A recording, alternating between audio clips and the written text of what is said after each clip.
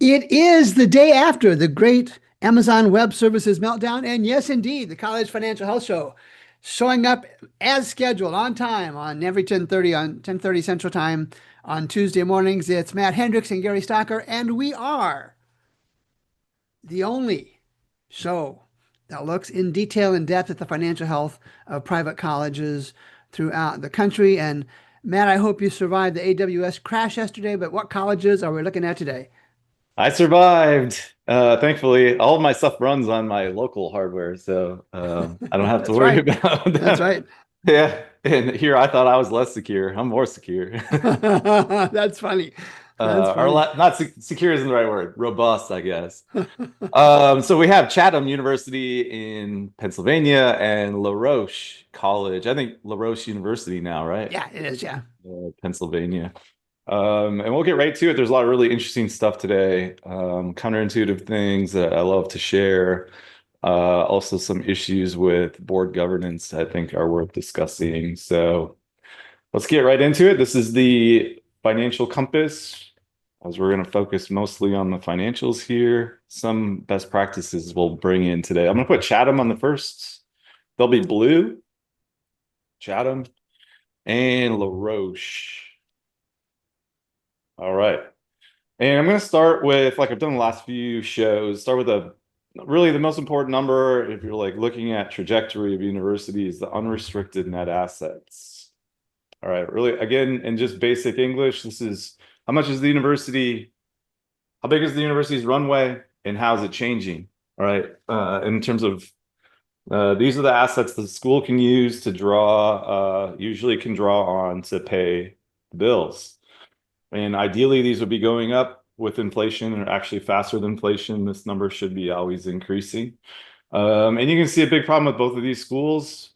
A couple of things. One is both are decreasing in unrestricted net assets. You can see Chatham went from 46 million in 2016. They're now at 15 million. So they're shedding net assets or drawing down net assets is usually what it's referred to. Huge, huge problem. And like I said, once these go negative or go zero, all bets are off as to what's going to happen with the school. But they're very close to zero right now, both of them. Yeah. One's at 11 million, one's at 15 million. So not much more time to fix this. And I'll show you why this has been going on over the last decade. You'll see it really clearly. It's just because they have deficits. But they're just like the sad thing is they can go on for a long time before the school really wakes up and starts addressing it. Looking at the percentage change, and you can see Chatham's net assets, unrestricted net assets are down 66%. And just for context, that's worse than the schools that have closed here, this set of Yeah. schools that Ouch. closed. Um, the 25th percentile is still growing. All right. So the bottom, the worst 25% of schools, right at that cut, you still have growth in unrestricted net assets. So Chatham's really, really an outlier here on unrestricted net assets. La Roche is a really interesting story. I dug into this. I had some time to prep for today. So this big jump right here is a one-off thing they did. It looks like a one-off thing to me, at least. They sold a broadband license for $11 million, Huh. which gave them this blip from 10, well, like 11 million in unrestricted net assets to 20. So they Huh. saw this thing for about 11 million. They used some of it to pay their deficit, I think, and then the rest went into unrestricted net assets. And then they just have promptly resumed the decline right after Yeah. that. So not good.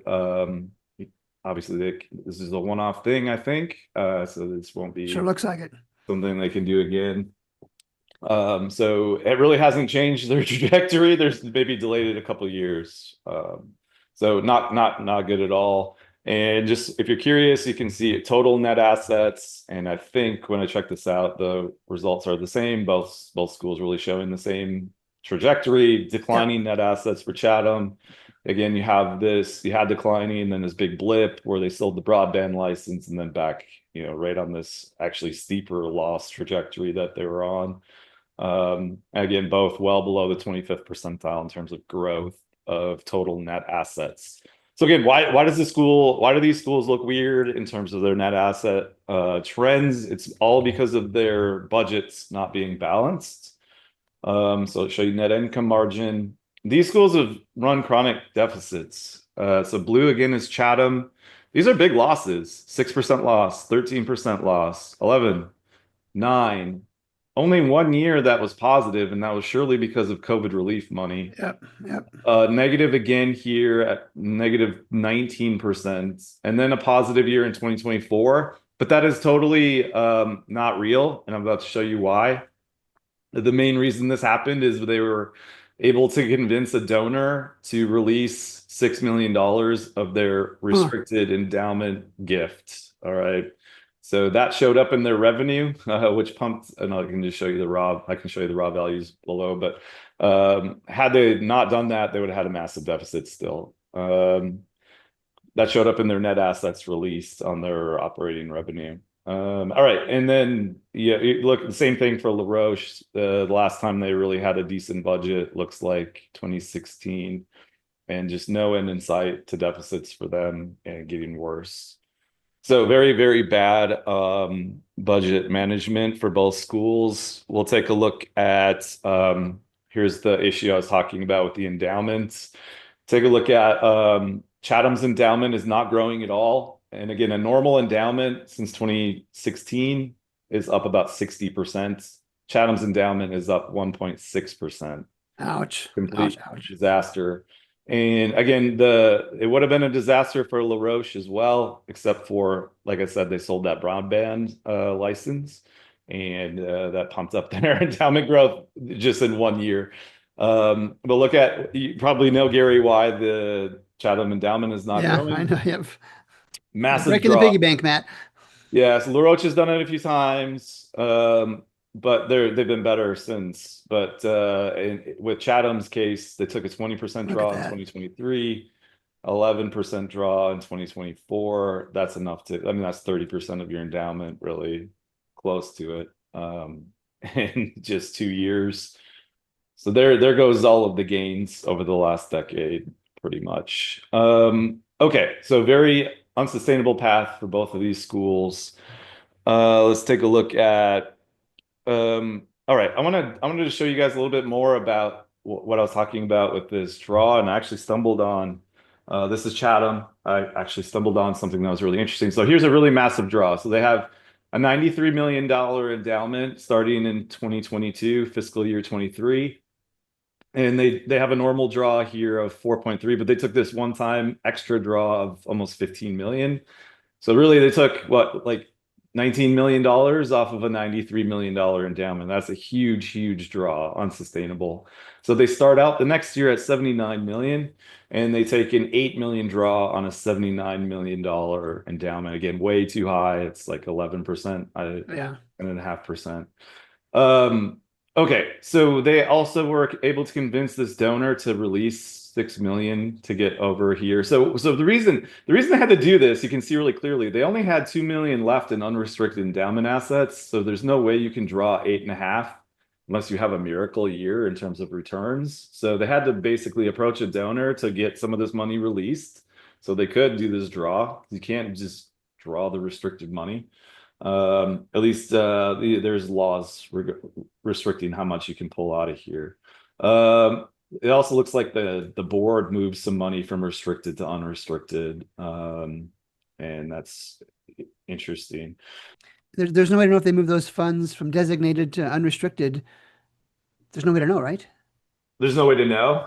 I Yeah. guess in the board minutes would know. Is Okay. that what you're Okay. talking about? So there must have been.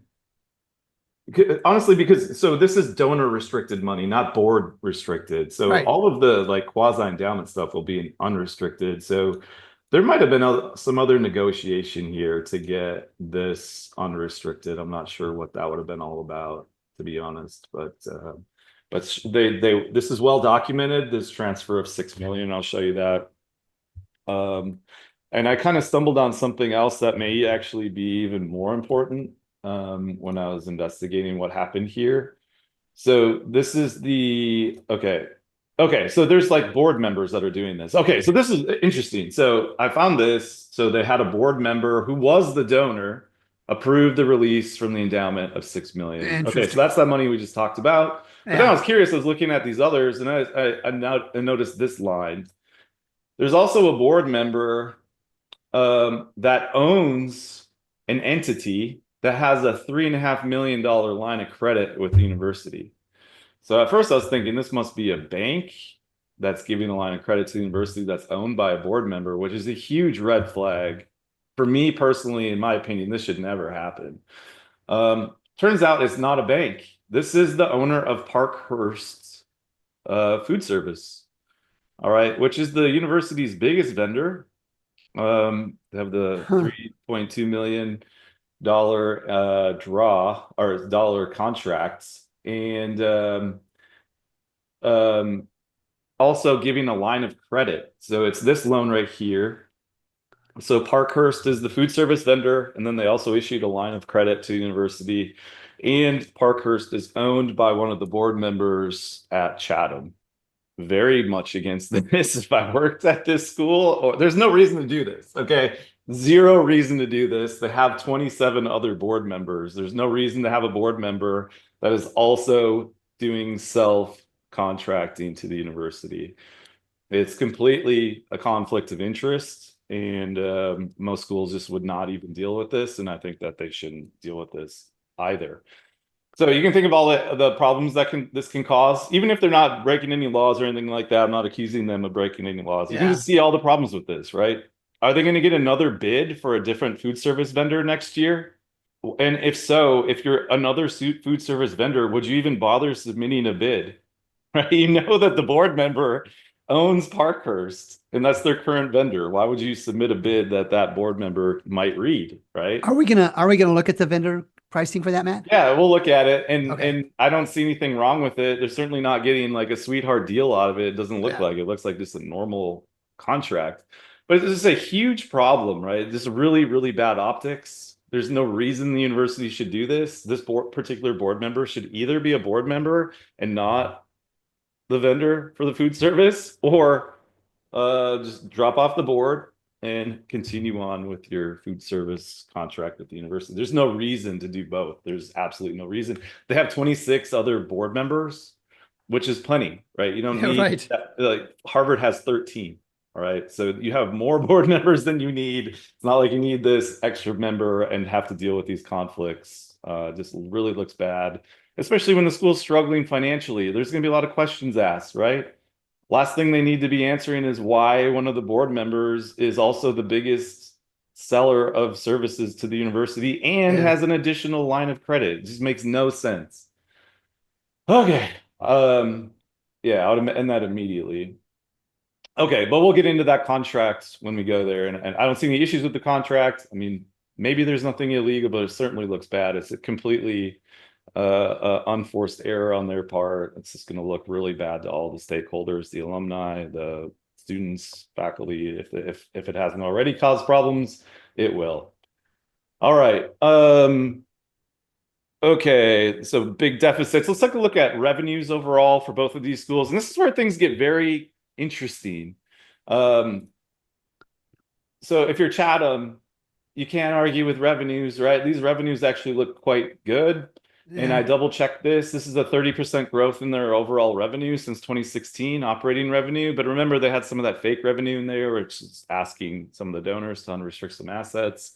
But so if you take that $6 million out, they're still right at 18% growth since 2016. So I double checked that. That's great. They can't blame really revenues, it seems, for their budget problems.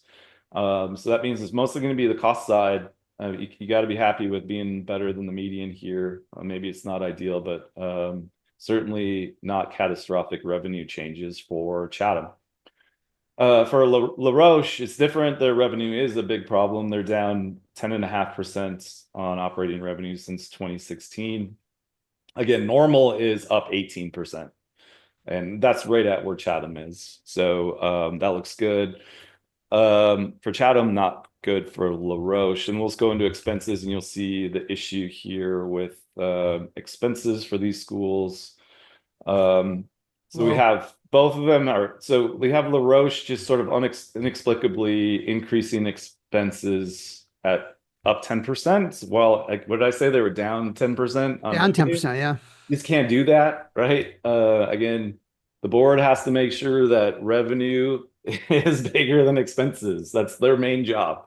And you can't approve budgets that's not the case. You certainly can't do it 9 years in a row. All right. So either they're approving budgets that are like that 9 years in a row, or the budget's wrong, which is probably more likely the case. Make sure you figure out why your budget's wrong. All right. Chatham's expenses are up 21%. And that's coming off. I think they had deficits back in 2016 to start off with. So they really needed to grow their revenues far more than their expenses just to get out of that hole.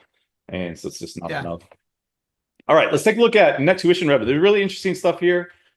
Net tuition revenue. And I think Gary and I have already pointed this out many times, that there's more to it than just enrollment here. But take a look at net tuition revenue at Chatham. That's excellent. They're up 25% on net tuition revenue. It's amazing. La Roche, that's near the 75th percentile, by the way. So again, their budget issues are mostly self-inflicted expense side stuff. You can certainly, I would be happy if our school was up 25% on that tuition revenue. La Roche is not doing so well. Not catastrophic though, but down 7% on net tuition revenue. And I'm going to dig into this a little bit for you to figure out why La Roche's net tuition revenue is declining. And before I show you exactly why, I'm going to go into enrollment, go to students. So remember, we'll take a look at enrollment.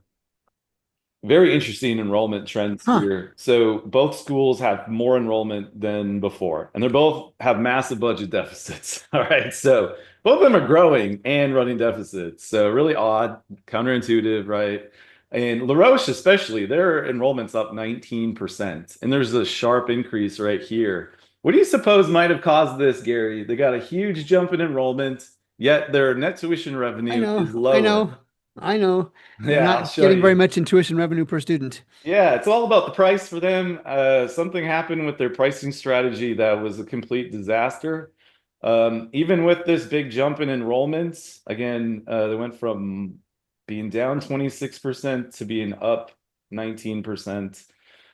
Somehow still experiencing a decrease in net tuition revenue.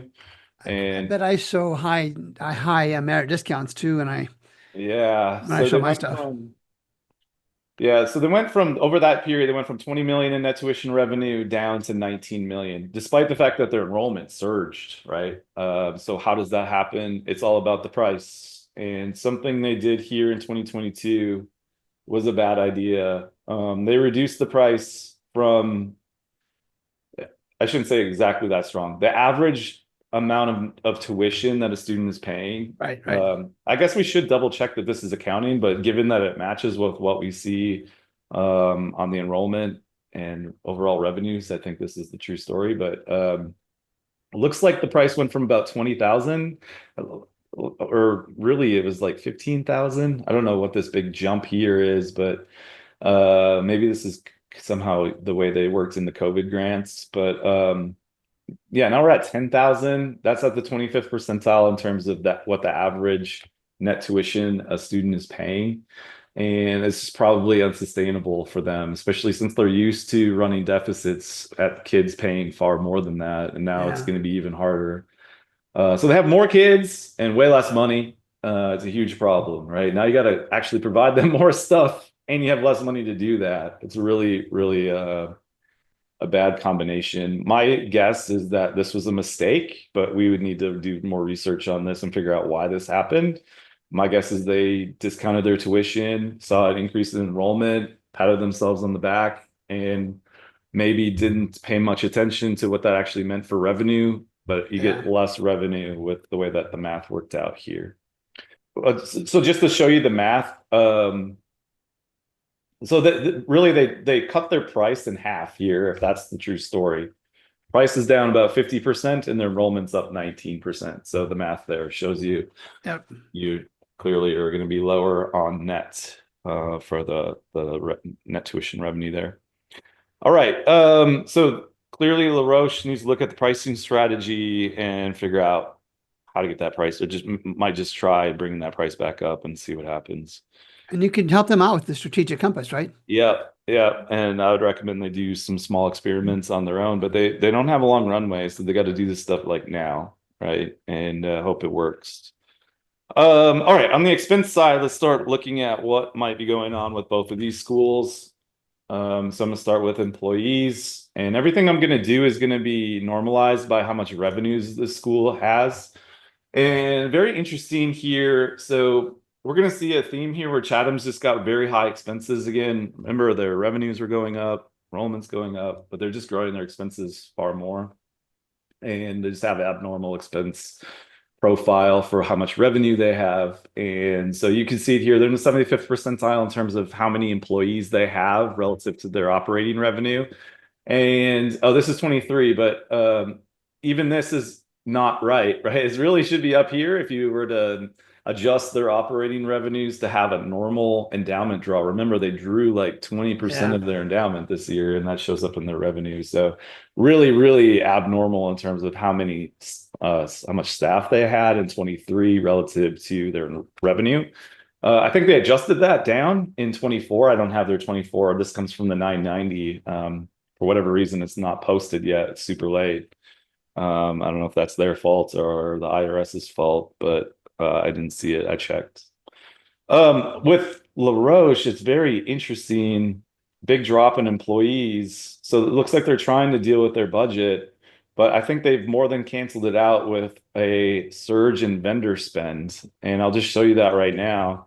So the two biggest pain points for schools are usually vendors and employees, right? Or both, right? Yeah. And I'll show you fees for services here. This is the 990, and it shows up in the 990 as total fees for services that netting out some like advertising and stuff like that. And so I think what we have here is a clear story of LaRoche just going wild with vendors. Actually, both of these schools been quite wild with vendors for a while. Way higher vendors They are. normal for both of these schools. And again, remember this should be up here with an adjusted operating revenue for Chatham. So again, I think that you see right away, both of these schools need to take a very deep dive on their vendor spend, and Chatham needs to do a deep dive on their employee setup. And really, LaRoche probably needs to cut back on the vendors and bring back some staff, right? And that's more efficient than what they're doing right now, I would guess. But those are just guesses. Of course, we do a much more in-depth analysis and use institutional data to really get to the bottom of everything. But this is the outside-in view, and it certainly points to no-brainers in terms of next steps on what to look like, what to look at. All these vendor contracts need to be looked at. Staffing needs to be looked at. I'll go through a bunch more from what I found earlier. I think the advertising expenses at Chatham are just completely out of this world. The raw spend is nearly $3 million. Both of them are very high for what their operating revenues are. And again, this is an inflated operating revenue in 2023. Retirement contributions. I can't remember what I found there. Let me see what this looks like. Contributions. Yeah, it looks like LaRoche may have an issue where they're just not paying retirement contributions now.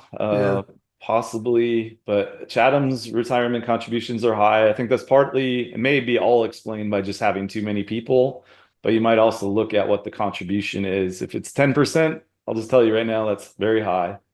I had 5% at the University of Tulsa when I resigned. 7 is fairly normal. So double check where you're at there. Let's see, contractors, number of contractors. I already showed you that fees for service was high, but let's see what the number of contractors looks like. Again, both of them just have a ton of contractors. All right, just to put this in context, so both of these are the 75th percentile for what their revenue is. Chatham has 34 contractors that they pay at least 100K to. LaRoche has 14. All right, and relative to their revenues, that's completely abnormal. All right, so double check that. I think the travel budget looked weird at Chatham. This may be lower down the priority list, but you're spending almost $2 million on travel.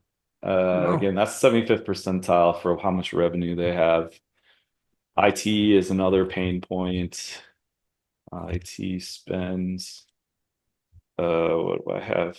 Information technology. There we go. Okay, so whoever filled out the Chatham one is probably, that's got to be wrong. Possibly, unless they don't have a vendor for IT, that's possible. But they might look at one, right? Like that's Yeah.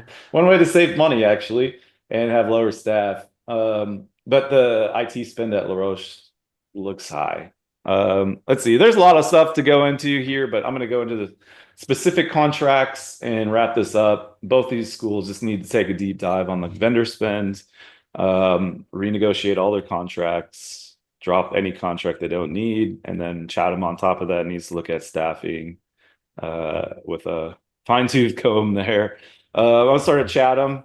All right, here's the Parkhurst contracts. And again, this looks really good. Like $1,500 per student is about what I recommend. I think if you've seen previous shows, I'm usually saying $1,500 per student. Yeah.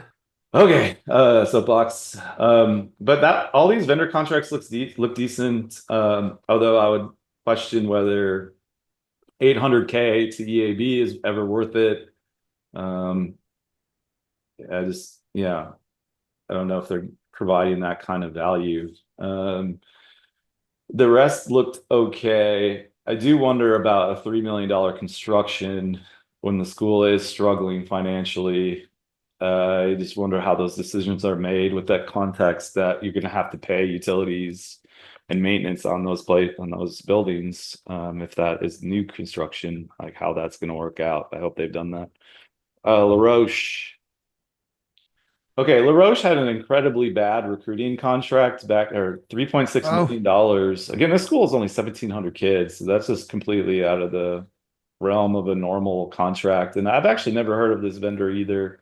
Just wonder what that was all But they're about. the ones that got them the spike in enrollment, but at the lower tuition amount. That's the thing I worry about. Perhaps they changed the pricing strategy or recommended hey, we can get you more enrollment if we just drop your price in half. Of course, anybody that's taken basic economics or just has common sense would say that that's what you could do to increase your enrollment, but it's probably a bad idea.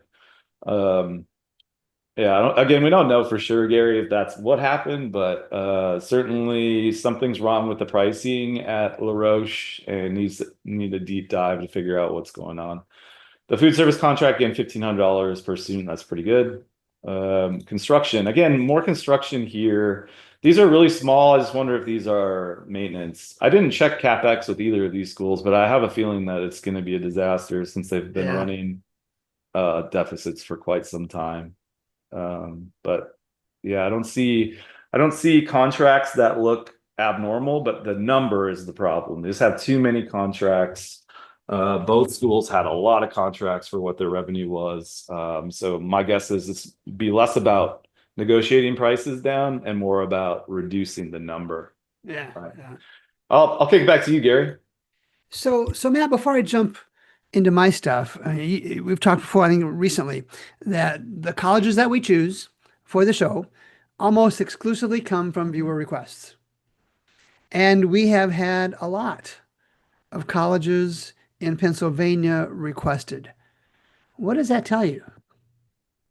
Pennsylvania is a tough market. There are a lot of schools. I didn't realize how many schools are there. I think It there are has bad 84 or something. demographics. It's a tough market. So yeah, you've got a lot of schools that are sort of in this vulnerable range too. A lot of schools that have very small endowments. Both of these schools have very, very low unrestricted net assets. So they just don't have runways. I think we'll see other schools in other states having issues, but some of these schools just have very short runways. So we're seeing them have pain right away. And keep in mind, both of these schools have been running deficits for at least 8-9 years, right? Even with a long runway, you eventually have to deal with that, right? And my take on that was very few people are going to want us to do a college that's doing well, right? Right. Because they know that. But my guess is even the perception for those asking us to review the financial health and viability of Pennsylvania colleges, they all have concerns. and Hmm. justified concerns, really in the case of both La Roche and Chatham, and others that we have done as well. And you hit the nail on the head. Pennsylvania is a tough market. New York's a tough market. Increasingly, North Carolina, Ohio, Indiana, Agreed. Illinois, Missouri, those Midwest and Northeast states, just a tough, tough market. And yet, Matt, when you and I talk about lowering costs and that chronic inability for many of these private colleges to be unable to balance the budget, yet when they're in trouble, what do we hear from most of them say? We're going to grow our way out of this. Yeah. And it's just not going to happen. So let me go ahead and share my screen with you. Take a quick look at a couple other things. And we're going to start off with the College Viability app, and we always start with graduation rates. Let's take a quick look at the 4-year graduation rates for Chatham and the Roche. And you can see that Chatham is above my college viability minimum threshold of 50%. La Roche University, in spite of or in addition to all of their financial troubles, isn't even graduating half of their students. They're not even a coin toss college, Matt. I really wanted to look at the unfunded institutional grants. So let's take a look at these unfunded institutional grants, Matt, as you well know, are almost all merit aid, most scholarships. Unfunded mean there's no actual dollars, it's just a discount. And look at what the folks at Chatham have done. All right, not quite 2 million a year each year in more and more unfunded tuition discounts. But interestingly, La Roche, we don't I wonder if show they did that. a reset and just didn't do it right. I mean, they Yeah, really, you got to really wonder did because I reduce the expected to see price. the La Roche number much bigger, much larger number than I what it know. is right now. So I don't know if that's a data entry error Let me or if it check if happened they in did a reset. 2024. Maybe just wasn't reported yet until the iPad's data comes out later this year. Huh. I did not expect to see that. I expected to see that the Roche number had grown considerably, especially in the last couple of years. And let's take a look at tuition and fees because this kind of reaffirms. And again, Chatham we saw was able to grow revenue from tuition and fees, and the Roche essentially flat, but flat over 8 years because these are all nominal values. They don't take into account inflation. Hmm. And so a decrease of 27,000 is really, in reality, when you're taking in the high inflation period we've had, a much worse number than that. And then the unique attributes, we want to take a look at the College Majors Completion app. And what we now have here is the internal market share. And let's take a look at La Roche first. And they have some decent high in volume classes, high environment majors, excuse me. Interesting, chemistry has plummeted. Finance and management has plummeted. Marketing has plummeted since 2020. The others have, well, even accounting has plummeted. That's interesting. They have 3 or 4 of those top volume majors have plummeted. And like too many colleges that we see, they have a lot of low enrollment, low completion majors. And again, what are you doing in the general studies business? That's not a good example. What are you doing in the mathematics business when you have about 2 or 3 graduates per year?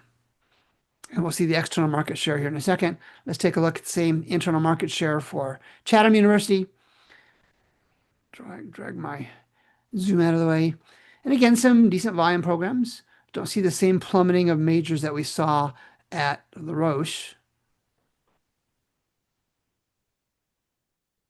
But again, a lot of low volume majors, and it's going to come to roost. At some point, colleges, either of their own volition or others, volition will recognize that you just can't continue to be everything to everybody.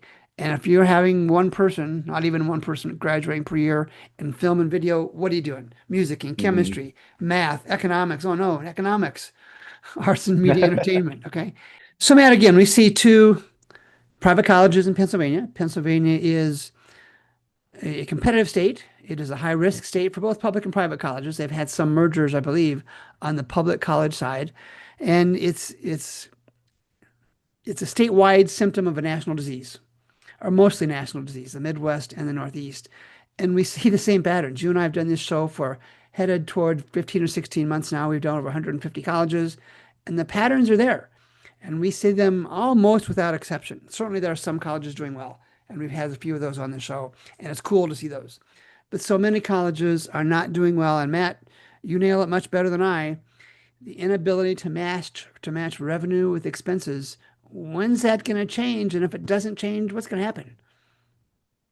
Yeah, I've always thought that the only way it will change is if the boards just become more active.